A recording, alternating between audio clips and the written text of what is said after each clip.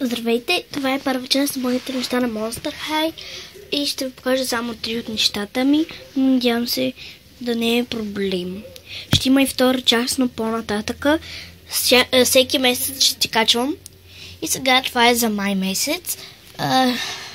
За юни ще кача следващо. Първото нещо е тази турбичка, която от Макдоналд. Много е хубава. Тук са изобразени Клодин, Франки, Голия.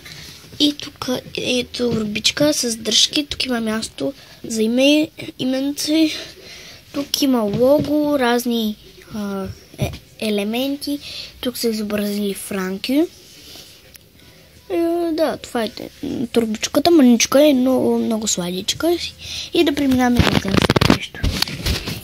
Следващото нещо е тази тетрадка по математика, която още не съм писала. Ето тя е така. Ето сега тук пише Monster High, черепче. Тук са изобразени Лагуна, Голия, Дракулора, Клаудин, Франки и Клео. Това е и последното нещо. Е това тефтерче, което е на Monster High.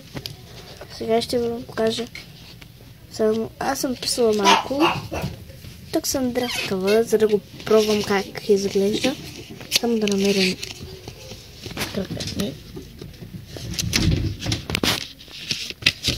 Ето, намерих една страничка. Ето, така изглежда. Аз някои странички съм писала, но мисля, че не е проблем. Тук съм драскала и тук. Но това не е проблем. Реших да ви покажа, защото ми е най-старото тефтерче, но ще ви го покажа. И следващия път, чао!